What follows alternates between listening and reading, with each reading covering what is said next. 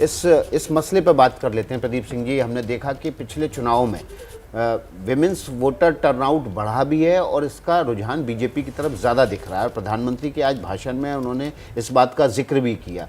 क्या एक नई जो कॉन्स्टिट्यूंसी है उसको कंसोलिडेट करने की कोशिश बीजेपी कर रही है प्रधानमंत्री के जरिए?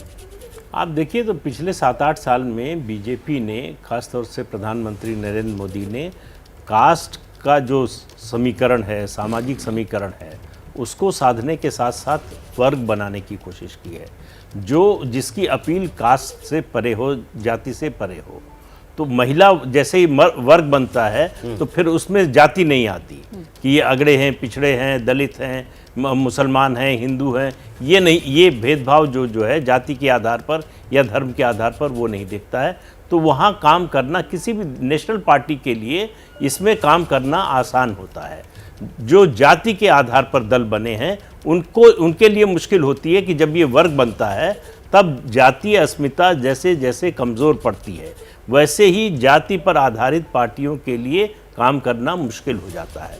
तो एक ये वर्ग बनाया। दूसरा, सरकारी योजनाओं के जरिए यानी गवर्नेंस के जरिए भी आप चुनाव लड़ सकते हैं उन मुद्दों पर और चुनाव जीत सकते हैं।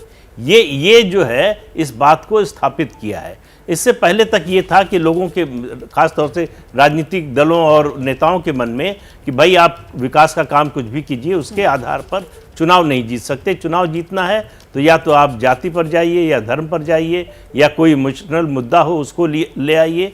लेकिन अब ये सबको इस बात का एहसास हो गया है और सभी पार्टियों को, केवल बीजेपी की बात नहीं है, सभी पार्टियों को कि आप गवर्नेंस के जरिए यानी विकास के काम के जरिए भी वोट पा सकते हैं, चुनाव जीत सकते हैं। ये एक बड़ा परिवर्तन जो है मेरी नज़र में नज़र आ रहा है। बिल्कुल, यानी कि चुनावों को लड़ने का, उन्हें जीतने का एक नया एक नैरेटिव सेट करने की जो कोशिश रही है बीजेपी की, उसी को आगे बढ़ा रहे थे प्रधानमंत्री।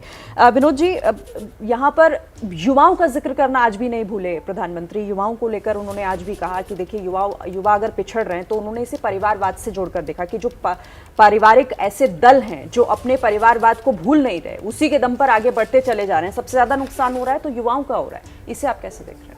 नहीं, देखिए, प्रधानमंत्री जी ने जो परिवारवाद और युवाओं की जो बात की है, एक तो उन्होंने पूरे देश के युवाओं को इसलिए संबोधित किया कि युवा वर्ग बहुत बड़ी ताकत है। जैसे महिलाएं हैं वैसे युवा हैं जो जाति, धर्म और इससे ऊपर होकर जब एक वर्ग के रूप में सोचते हैं तो तमाम सीमाएं उससे टूट जाती हैं।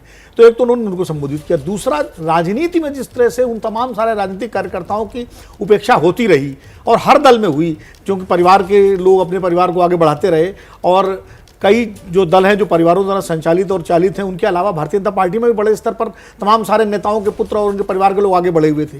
मोदी जी के आने के बाद इस पर काफ़ी लगाम लगी है, काफ़ी अंकुश हुआ। अभी उत्तर प्रदेश के चुनाव हुए, आप देखिए तमाम सारे लोगों के टिकट इसीलिए काटे गए कि उनके परिवार के लोगों को जो है, कोई केंद्र में है, कोई सांसद है, उनको टिकट नहीं मिला। रीता बहुगुणा जोशी तो इससे नाराज़ी हो गई थी एक तरह से। और अभी जब मंत्रिमंडल बना है उत्तर प्रदेश का, तो उसमें भी देखिए तमाम सारे ऐसे लोगों को जगह नहीं दी गई जिनके परिवार के लोग जो है पार्टी में तमाम सारे अन्य बड़े पदों पर सुशोभित हैं। तो कुल मिलाकर के नरेंद्र मोदी जी एक कोशिश भारतीय जनता पार्टी के भीतर जरूर ये कर रहे हैं कि जो परिवारों के जो तमाम छोटे छोटे समूह और जो गुट बन गए थे और जो परिवारों के दम पर राज्यों में और हर जगह चल रहे थे, उनको उन्होंने एक तो काटा है। दूसरा, एक संदेश दिया है कि परिवारवाद को की जगह युवा जो डिलीवर कर सकते हैं, जो पार्टी की रीति नीति और संगठन और उसे को आगे बढ़ाते हैं, उनको मौका दिया जाए। एक तरह से उन्होंने नए कार्यकर्ताओं को ये संदेश दिया है कि आपकी योग्यता ही जो है आपकी प्रगति के लिए सबसे बड़ा मानदंड है।